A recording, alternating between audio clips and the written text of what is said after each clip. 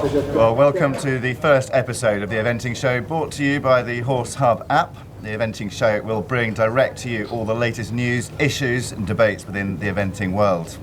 Today we are in the UK, in the heart of the Cotswolds at Southampton Park one-day event, and I'm joined by a stellar cast of international four-star riders and also performance psychologist Charlie Unwin and event riders Jonty Evans from Ireland.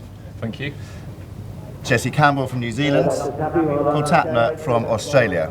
So let's get started with today's topics and have a look at who's riding high and looking good for the 2013 season. 2013 International Circuit of Competitions kicked off in the USA with the Rolex Lexington 4-star event, which gave Andrew Nicholson a clear victory on the inexperienced Kimbo. Amazingly, Lexington was Nicholson's 5th CCI victory in a row and a run of domination of the international eventing circuit, rarely seen by any rider.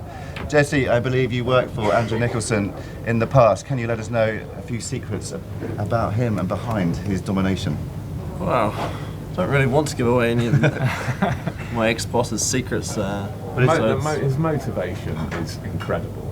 Yeah, I mean, we're not allowed to say how old he is, but he is not only the hardest working. I think the biggest thing is his attention to detail. You know, every horse, even the novices that we've got here this weekend, they'll be prepped, ready to run. No stones left unturned, and that's very difficult to do with those horses. And what I love about it is the way that he is.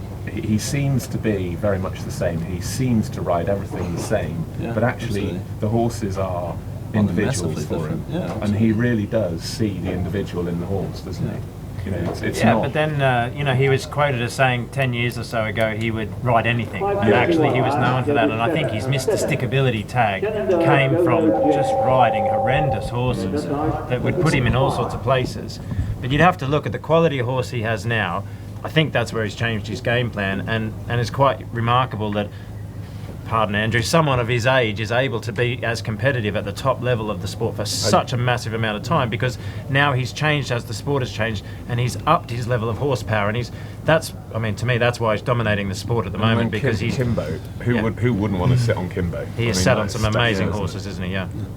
But actually Kimbo, you say that, if you look at that horse's form, the beginning of this season, he ran in 3 one-day events in the preparation for Lexington and had problems across country in 2 out of those 3 events. Did he? He did not go in he had 1 clear round, and that was at intermediate level, so 2-star level was his only clear round. When he went 3-star level, he had 20 penalties both times across country, before then going all the way across the pond to Lexington, having not had a clear round at advanced level, before then going 4-star. Making it look like a novice track. And then when he was at Lexington. Is this secret belief then, Charlie? Well, it makes me think, it makes me wonder, what is it that he takes into every competition regardless of past performance? Because past performance is such a massive part of competition psychology.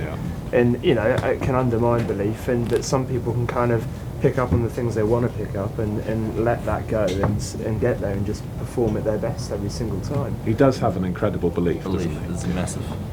Belief in himself, or what? I think everything. He believes in his horses. Even 2 years ago, we say he's got great horsepower, but 2 years ago he was getting let down. There was times where it wasn't going to plan, and he get done believing, didn't change his system, and it's coming good. I've got to mention Nicholson's fitness as well, because I know that he bought a rowing machine, didn't he, a couple of years ago? Well, it was like last year. And he started working with like Mark Webber's, I'm not sure if it's sports cycle or something along those lines, and he's stepped it up another level. But he does seem to be. He's got his high performance glasses now, which I don't know if that makes a difference or not, but they're going good for him. He's ticking off little details. Well, Charlie, let's carry on a little bit with the Nicholson and psychology and how that works. Now, we know that there's been a clash between William and Andrew, and Paul, you mentioned it earlier on. Just talk us through how you do that work at events. Yeah, well, it's sort of it's no secret that there's history between the 2 dominant people in the eventing circuit of the world. It's William Foxpitt and Andrew Nicholson. They've got history. They're not friends. That's all there is to it. They are the 2 most dominant people in the eventing circuit in the world. And but it was fascinating at badminton this year when there's some really obvious sports psychology going on between those 2. following each other in the cross country and in the show jumping. Foxpit was as cunning as his name would suggest, and nobody even knew that he was going around that arena after his cross country round, winding up Andrew Nicholson's horse. We were all in the riders' tent watching Andrew Nicholson at the start of the cross country going, what's wrong? What's going on? Did you know what was going on? We didn't, because the cameras were focused on Nicholson. They weren't focused on Foxpit, and Foxpit just played up to the crowd, got the crowd erupting and roaring. You know, it's an English crowd. They love him, fair enough. So, but that completely, Nicholson said, well, he knew what he was doing, and wound the crowd up, and that wound the horse up. And the Rayo that he was on is a horse that's easily wound up, isn't it? Yeah, but he said it's normally a really quiet horse and really easy across country, but he said he had no control for the first half a dozen or more fences, and that's not like But didn't he also say that he didn't hear the starter count him down? He couldn't hear. The crowd was going so wild because Foxpit's stirring them up. Fair enough. He couldn't hear the starter, and that's why I say, like, we as riders watching, we couldn't understand what was going wrong because Nicholson had this confusion. Have you ever done that, Paul? Actually, I'd have to say I am guilty of doing exactly the same thing. The year I won badminton, I came through that finish and I was, come on, really pumped, you know, and that initial emotion was 100% real. But as I turned the corner, I saw the screen there and I saw Mary King in the start box, and I thought, I've just taken the lead from her that she's had most of the day.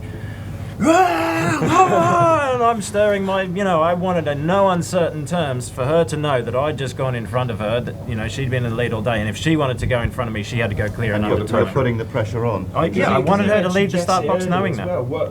Where is that gamesmanship? Where is the line between gamesmanship and maybe... Personally, us coming from down south, I don't think there is a line. We're competitors. Paul, like you say about what William did effectively, what William did to rev up Andrew's horse, but then there was a bit of payback, wasn't there, on the Sunday? 100% payback, and it's unfortunate that Nicholson actually got a bit of bad publicity and a bad press about it, because in the show jumping, Nicholson did his show jumping and beautiful clear round, and he starts revving the crowd up, and a bit Ollie Townend-ish, he's come on, cheer. And Nicholson knows that that's under live TV. Your stewards at the gate of that are to the second timing the competitors to go in, because it's all based around the BBC TV. And that can be a little frustrating in itself if you're not used to it. But Nicholson is the most experienced badminton person there ever has been. So he knows that the next person in is Foxpit, and he's got to jump a clear round, and if he gets this crowd erupting, that's going to stir Foxpit's horse up. He's going to be in trouble of having a clear round, and he just played to it, and he's yelling at the stewards, get him in here, come on, he's supposed to be in, and revving the crowd up at the same time. I mean, Foxpit didn't rise to it, cool as a cucumber.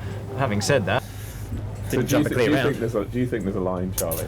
Well, I don't know about a line, and I'd certainly say that you've got to be careful with gamesmanship in sport, because it can turn against you. It can go the other way. Sure. I mean, there was an example, like you say, of it in 24 hours, the clock's turned, and Andrew Nicholson was able to do the same again. But certainly with top performers, and it almost go back to the system, but when they're sure of their own game, what I always think is pressure, which is what they were trying to induce, that pressure. What it does is it kind of injects a certain level of energy into the brain, and actually that energy can be used to focus even harder on your system. Yeah. So for a lot of people, there's a lot of research out there that says pressure, look, people thrive off it. They do better when that happens, because it makes them say, I am going to focus on it, I'm determined to do the simple things well, or I'm determined to do whatever the game plan is that I've given myself. Well, I don't know if I know William well enough to comment on how he'd cope with it, but I certainly know that Andrew would thrive off that pressure, absolutely. Wouldn't he? The harder you make it, the better he'll get. And I think that's symptomatic of top riders and top athletes. So, gamesmanship, it's a dodgy one. You can, it can turn against you.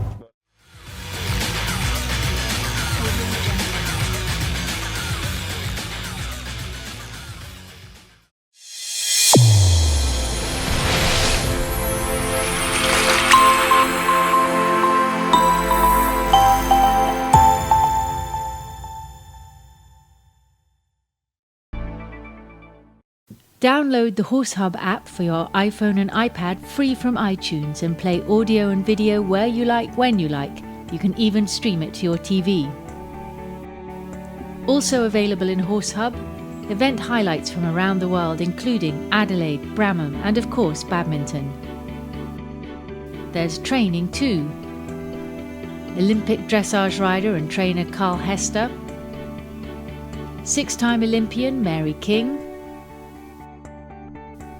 Canadian team coach Clayton Fredericks. Listen to US Olympian Jimmy Wofford.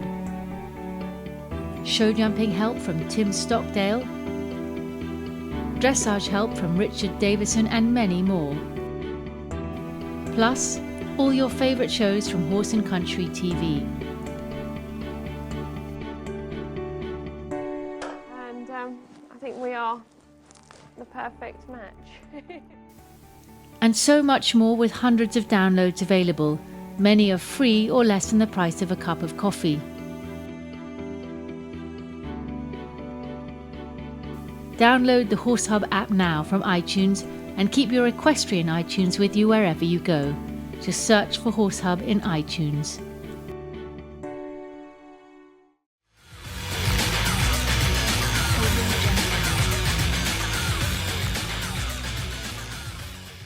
Well, let's talk about the Grand Slam. That was very nearly grabbed.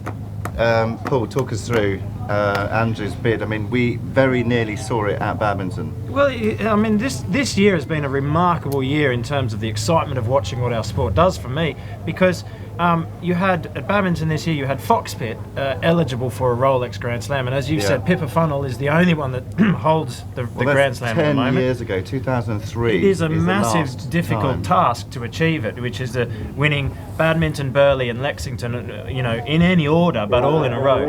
And Foxpit had the benefit of having that opportunity for him at badminton, because badminton the year before was cancelled. Rolex kindly agreed to said, look, we'll roll it over, so badminton 2013, if you win that, we'll give you the Grand Slam.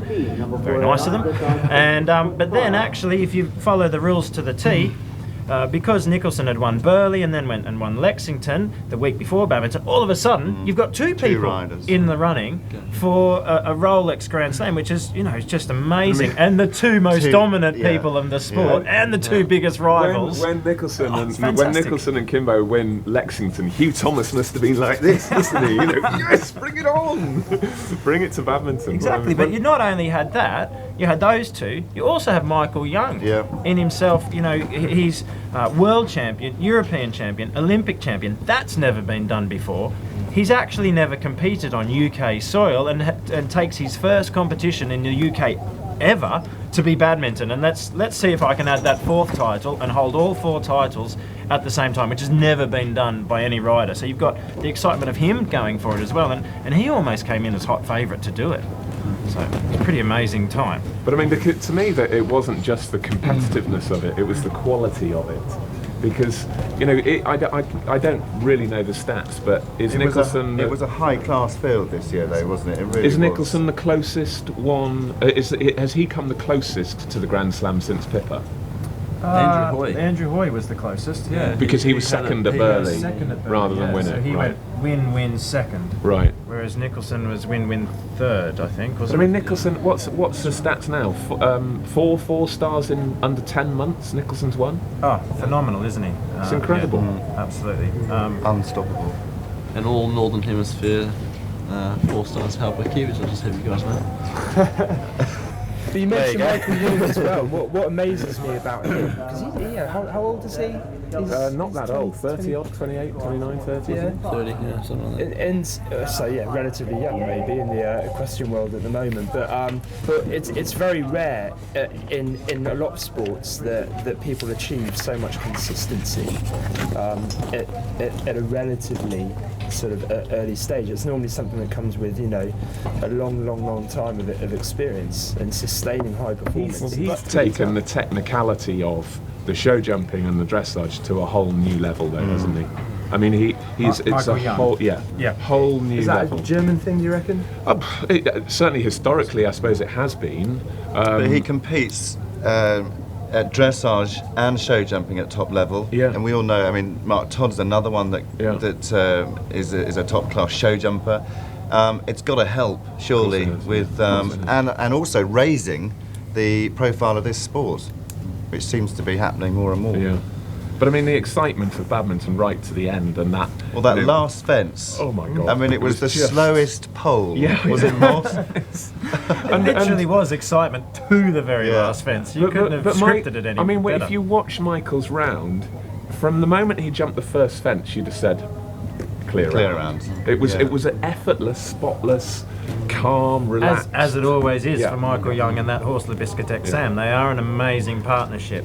And like you said, for them to, it's his first serious horse at that level, and he's gone and won everything at it, which is unheard of before. So when you go on about the all the hype, it's quite something for Jock Paget to have come through and taken the title out from everyone's nose. He's almost in the same as what we said about Michael Young. In comparison to Foxpit and Nicholson, Young and Paget are babies in the sport. Absolute babies in terms of experience.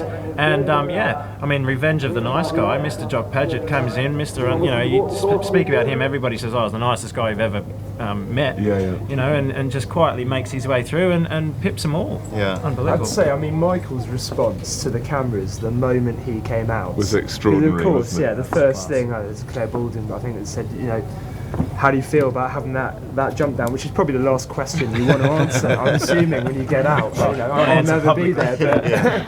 But, but I thought his response was so calm and considered that said a lot for me about his attitudes and probably his long-term focus rather than just kind of getting over emotional about the person. He's got a long-term plan, I'm sure. If we just go back a little bit to what Jonty was saying about Michael Young's show jumping round, where he did in fact lose it on that last fence, and it was a very good classical technical. So let's get a little technical now. And when I walked that course, my coach Prue Barrett said to me, look, this last fence, this is a trap. Okay, it's right by the door, the horse is going to drift this way, whatever. You have to imagine there's another, this is not the last fence, you have to imagine it's a related line to another fence over to the left. You have to be going that way, you have to, so I had all the instructions about how to ride this last fence. And to me, when you see a still shot, and there's quite a few of them, the still shots of Michael Young's horse dragging that pole, right? Michael is looking to the right at the exit. He's doing everything the opposite of what my trainer and I had decided needed to be done at that fence.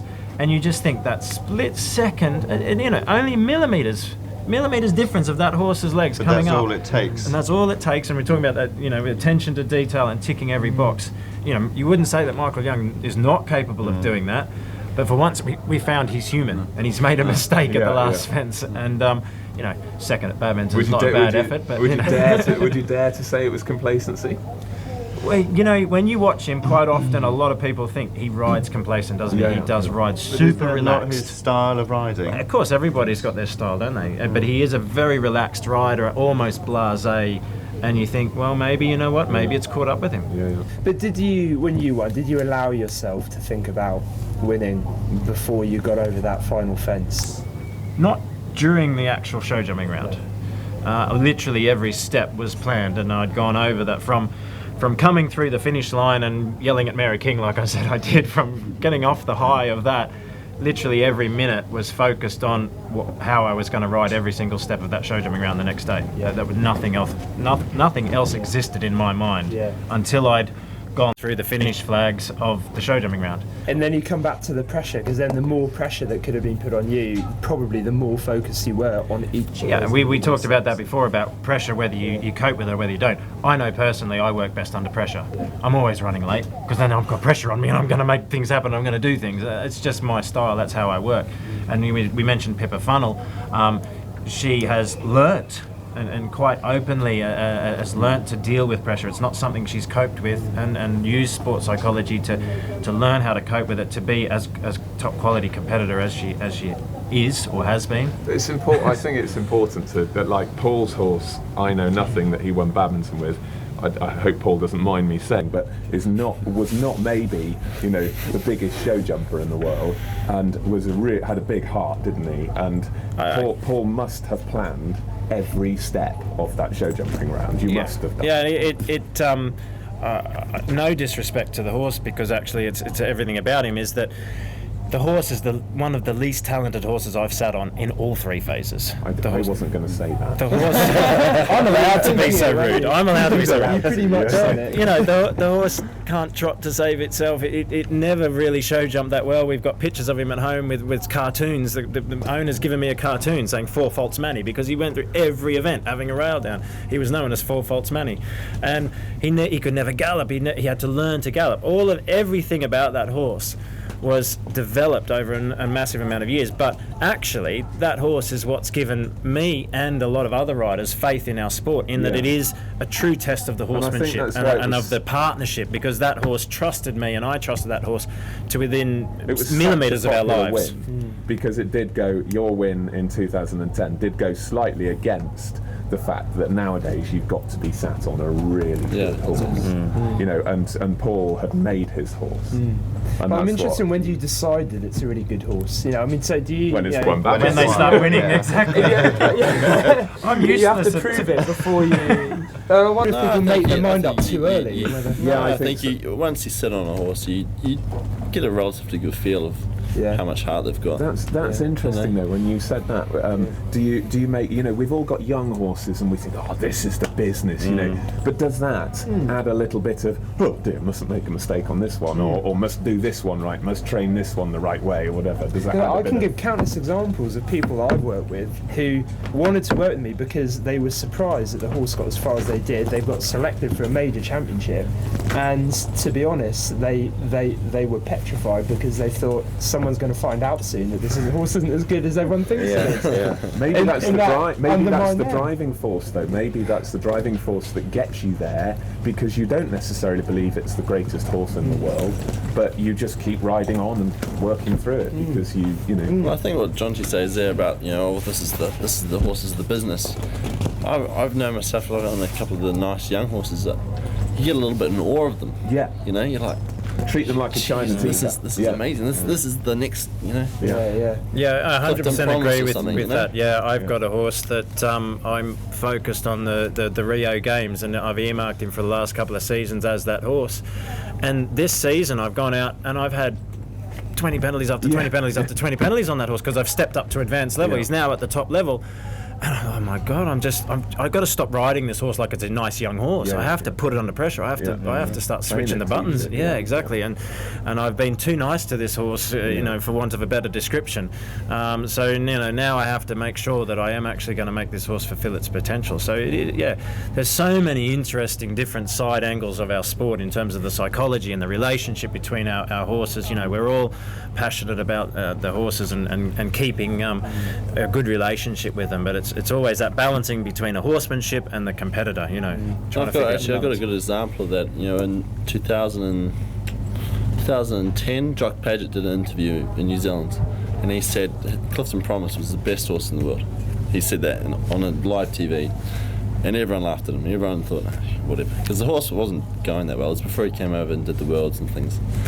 But he believed in that horse, and it's massive. And I mean, going on to that quickly, Jock Paget's round of show jumping at Badminton, we've talked about Nicholson, Foxpit and Young, but Jock's round of show jumping at Badminton was as class as you'd want to be on the last day of a 3-day event. It was as class as you'd want to be.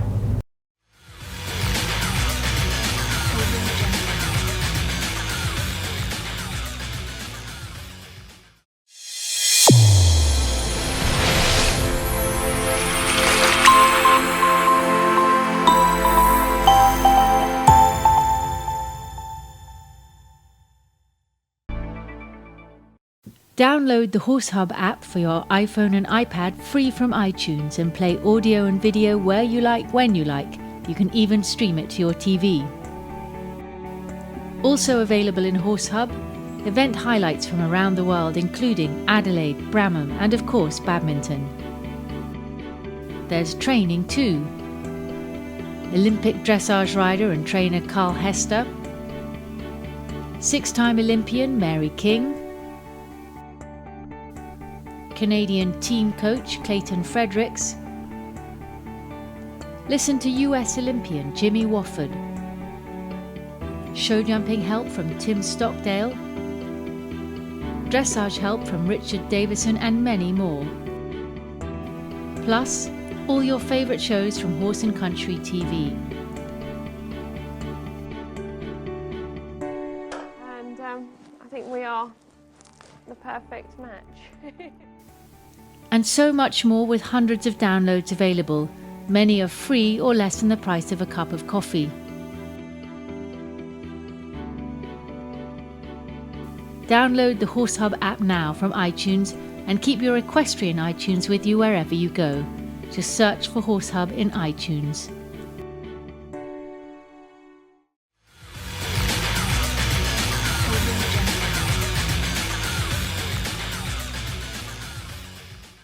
So moving on from badminton, we go across the water to the big 3-day in Samur in France. It was, Bill Levitt, who ultimately won the 3-day event, he really is one of the nicest guys in the sport, and again, such a hard worker. And I know that his owner, Claire Prentice, the team were just ecstatic, over the moon. The horse, I think, went without a glitch all week, and Bill's was a really popular victory. It's Bill's first major 3-star win, isn't it, as well? And on a horse he's had a lot of faith in for a long time, and he's been, dare we say, around for quite a while. Uncle Bill, as we call him, affectionately, of course. We love Uncle Bill. But he's one of those riders that's always been at the top level and get placings here and placings there. He's been around. Sorry, Bill. He's been around forever. But never really pulled off a major victory. So fantastic for Bill to pull off his first major victory, and almost felt like a bit of a revenge of the nice guys. You know, he had a nice guy, Jock Paget, get in there and ruin Young and Foxpits and Nicholson's victories at badminton. And then, the week later at Samur in France, another Mr. Australian nice guy waltzes in there and steals the limelight from those. So it's nice to not have a Foxpit or Nicholson domination at Samur. And it is nice, and I think it's also nice, Charlie, to have older people at the top of the sport, and it gives I'm relying on. Sort of parent figures. Exactly. And it gives people a little bit more that you can keep going. Mary, 52 years old, still going. Top of her sport. And Bill hasn't stopped. He's just kept trying and trying and trying. And everybody weren't they, thrilled for his win there? It wasn't without incident though, Samur, was it? Because Kitty King, who is, she's a class rider, class pilot, and she was in the lead after the dressage, British rider, and jumped a clear round cross country, only for the horse to peck on landing and fall off. Yeah. That just must be gutting. Yeah, exactly. If it's going to be a close competition, we talked about badminton being won on the very last show jump. Well, Bill Levitt almost won that on the very last cross-country jump for Kitty King. She's got an amazing 2 horses in Zidante and Persimmon, and she was on form, and she was all set to win there. And just form which a win there could have put Kitty into contention for the British squad towards the Europeans at the end of this year and so on. Because it's going to be interesting to see what the Brits do for them. Well, that's it. It's not the strongest team, the strongest squad the Brits have fielded, is it? Well, it's a little bit more open now, isn't it? Well, this is it. Yeah, It's open. Yeah, it is open. The Brits haven't actually had that good a form this season. They were pretty dismal at badminton. There was only one Brit in the top 10. But go back to Samur. It was lovely to see Piggy French, who was supposed to be their massive, important team member at London, who didn't get the call up to London. Had massive tragedy with her horses having injuries. She was dead certain to be on the team and win medals, and just didn't get there. She's back on form at Samur, so it's good to see her in a podium position there. Yeah, they'd be delighted. Their sort of management will be delighted to have Piggy back on form, won't they? Yeah, indeed, really pleased. Because we talk about the psychology of it all, but she is a competitor, isn't she? As cool as you like. I had a very interesting conversation with Pippa Funnell out in Tattersalls, which was the week after Samur, the next major event on the eventing circuit. And there's Tattersalls, an amazing event over in Ireland. They have every single class you could possibly imagine, from juniors to ponies to 1 stars to 2 stars to 3 stars, the short course 3 stars, long course. It's just massive there. And we're wandering around in the warm-up area, and she was saying to me, look at all these junior riders here, look at all these young kids, look at all these pony riders. She said, there's some really top quality riders amongst them. She goes, but you know what? The only ones that are still going to be doing what we're doing now are the most resilient ones, not the best ones. It's the most resilient ones. Those that can actually weather the highs and lows of our sport. It is just such a roller coaster of a sport of eventing. You know, you're never at the top for any one length of time. In all the sports I've worked with, and I've worked in a lot of sports, I'd say there are more factors that go into resilience in the sport than any other sport. Do you think that's to do with it being I was, you know, you might be a team member, you might be a football team member, a rowing team member, or you might be an individual sportsman, but at the end of the day, are there any other sports where the ultimate goal is to get two brains functioning as one? that to me, different species of brains. two different species, exactly. Crofts, you've got dog handling, haven't you? Exactly. Sheep trials. Dog handlers as well. Sheepdog trials. Yeah, big in New Zealand. It's an issue I know because talking to Yogi Bryson, you know, last week, and it's an issue I know he's big on in terms of. It's great having all these older, more experienced people, but to what extent are owners, for example, going to them with their horses, you know, because they will get the results straight away. And actually what's being done to help the younger ones come through, to give them opportunity. Where perhaps... But at the end of the day, when we all started, it was, you know... Here we go. Sorry, just wind the clock back. But when we all started, it wasn't a case of getting somebody helping you. You may, I mean, I worked for various riders, Andrew included, and they would help you if you'd worked hard for them. So it was a kind of tit for tat thing that you got their backing, their blessing, as long as you put the hours in and you'd put the work in. But I mean, ultimately, the aim is to go out there and you know, it's hard, like you say about resilience, it's a hard game to get going. Yeah, we are. It's a seriously tough sport. You know, we are not only the most dangerous sport in the world, but it is, you know, the toughness of actually physically doing it for the quantity of years that we have to do and the huge amount of hard work. Yeah. 100% agree with you that my working pupils, if they don't work hard for me, then they don't get any input from me. And you know, it's nice to hear that when you did back in the day when you were a working pupil for Andrew Nicholson, that that same sort of rule applied. Whether that's politically correct or not in the current age, I don't know. But there is definitely has to be a massively strong work ethic amongst eventing people and event riders. So you know, what could be more popular than Pippa? We talk about this, but Pippa winning at Tattersalls, coming back and winning a 3-star at Tattersalls, because you know she calls herself the amateur rider now, doesn't she? The weekend rider. But I mean, Pippa's win at Tattersalls was brilliant. Absolutely. Indeed. So not only did she win, but she backed it up with a 3rd place. Sandwiching Uncle Bill Levitt. So he's gone from winning Samur, like he's just on fire, he's on form all of a sudden. He's gone from winning Samur to going over to Tattersalls in Ireland Bill the next would week. quite like to be sandwiched by Pippa. You know, let's not start too many more lorry story, Jilly Cooper-esque style gossiping from the lorry park there, Jonty.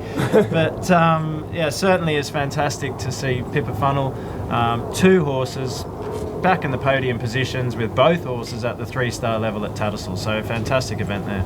And I wonder whether calling herself the amateur is a way of maybe help, you know, release some of the pressure.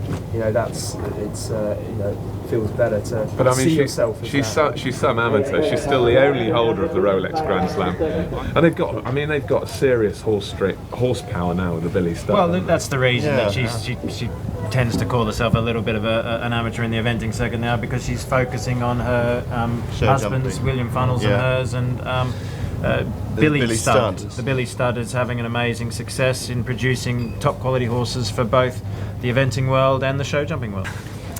Well, that's it for us here at Southampton Park. We thank our guests, Jessie Campbell and Paul Tapner, and to Charlie Unwin and Jonty Evans. So join us again for the Eventing Show, brought to you by the Horse Hub app.